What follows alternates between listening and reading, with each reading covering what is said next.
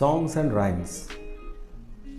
Children and adults all enjoy music and musicality, and therefore they are important part of our lives.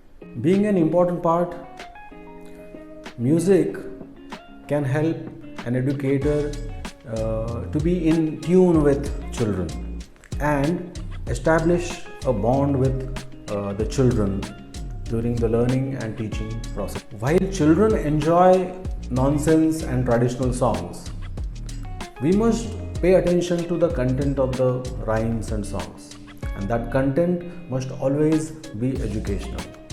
Nonsense songs, traditional songs like Ring a Ring a Roses, Pocket Full of Hoses, Husha, Husha, they are enjoyed by children, but still we should be focusing on the content which becomes a bridge between family and home and the learning. Frederick Frobel has said, the school must establish a connect with family and home environment through music and movement. Rhymes are a great way of learning phonic skills. Hearing, identifying and manipulating sounds. Like when we sing, Incy Wincy Spider went up the water spout, down came the rain and washed the spider out. The first thing the child or the children do, they hear the sounds which we make. The second thing, they identify the sounds with various gestures and images which we show them. And then we, in the advanced stage, they learn to manipulate sounds like spout and out. They are rhyming words, but if you notice closely, when you remove sp out of spout, it becomes out.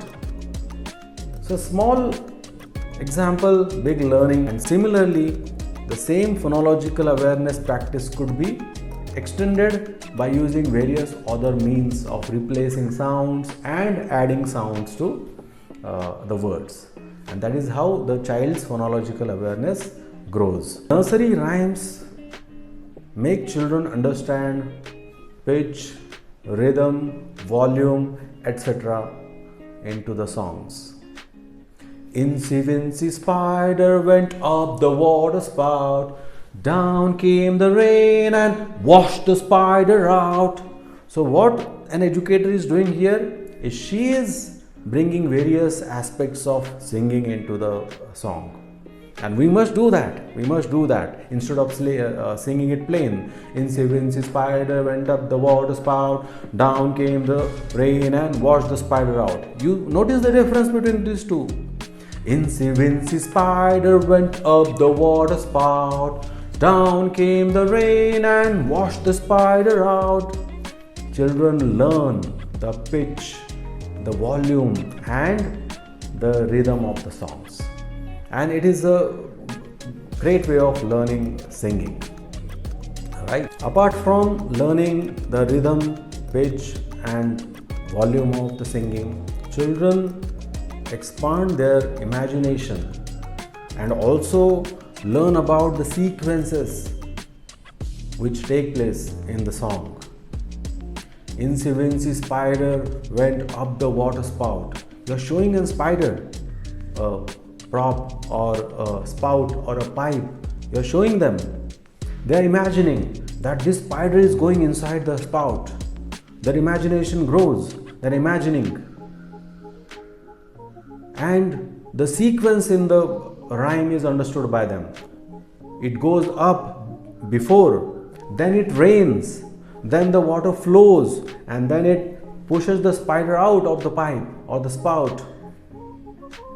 Then sun comes, it dries up the water, and when the water is dry, the spider goes up again. So there is a sequence of events which is very important for a child to learn. Nursery rhymes expand child's vocabulary, and they are often called as the first poetry in a child's life. And they are very easy to repeat. Children are often seen singing them, repeating them at home, and they often become the first sentences formed by a child or uttered by a child. Educator must pay attention to these aspects, the content aspect of a rhyme, the connection aspect of a rhyme, and what takeaways could be derived from that rhyme. And once you understood, then you prepare for the practical implementation of conducting that rhyme in the school or the class. The practical tips which we could use in the classroom to make it more effective, more engaging, and more fun for the children. The first thing, an educator must have song cards which could be stacked in one place. All the songs, all the rhymes which you have for the year or for that particular class, you could have song cards kept in one particular place which are easy to pick up whenever required. And it could also serve as a freedom of expression activity where children are given a chance to choose their rhyme, what rhyme they want to sing or what rhyme they want to sing at that particular day. When you have cards in place, easy accessible, you have flexibility in implementing. You could also have small pocket charts for children to carry, small, which are foldable and they can be put into child's pocket, and the child could take them home and show it to their parents. Second most important part is being prepared with the rhyme. Being prepared, as we talked about content, we talked about the vocabulary, we talked about the words, their meanings, their context. An educator has to read the rhyme. An educator has to prepare a list of takeaways. She has to connect the dots. What all things, what are mathematical concepts, what all beauty concepts, which are art related concepts, which are life related concepts in this rhyme, which I could bring out during the enactment of that rhyme, while singing of that rhyme. An educator, the teacher, has to connect that rhyme with child's life. When you are talking about spider, you could show them the real spider outside in the nursery or the garden or the playground. Observe the spider, how many legs the spider has, connect it with other animals, replace the rhyme with other animals. Inventeach cow, how many legs cow has? 4 legs, the cow has 4 legs, spider has 8 legs.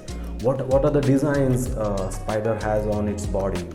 You could relate it with frog, you could replace the words in the rhyme and connect with child's practical experiences which the child has. Third part is replacing the words. Like Inventeach spider, the spider could be replaced with some other animal. Spout could be replaced with some other, a pipe perhaps. But here a tip or an important aspect in a rhyme, spout rhymes with out. So when you are replacing with pipe, that you have to find out a word which rhymes with pipe and which is suitable for the rhyme to be meaningful at the same time. So phonological awareness practices wherein we bring out which letter, which word has which sound, this letter starts with which sound, this letter starts with which sounds, and what sounds the words end with. So these are very important aspects which could be brought out. Then coming to the fourth important aspect, how do we connect families and parents to this process of learning, to this process of music and dance? We could give children a homework, a note that you have to go home today, sit with all your family members and sing this rhyme. They could make a recording, they could make a photograph and share it with the school or on the social media if it is okay with them. Another important part in connecting with parents and families is when we have congregation of parents at school, we have different culturally different people sitting there. We could ask them to sing a song or present a rhyme which is from their culture, a folk song or a folk form of dance or folk song form of music could be presented in the congregation, and it creates a bridge between the whole process. It creates the whole process as a nurturing, as a engaging and a very wonderful learning experience for the child as well as the family. To sum up, songs and rhymes as part of music and musicality are an important part of child's and adults and families' lives. We should be focusing on the content more and how that content could be used for child's learning. Third thing, we have to understand the takeaways. We have to understand and connect what learning the child has to go through by means of this song or the rhyme. We discuss about practical tips which an educator could use in her classroom to enhance this process. And at the end, we discuss how parents and families could be connected to this musical learning experience child undergoes in her classroom. Take your music, songs and rhymes experience to the next level and make it more engaging for children.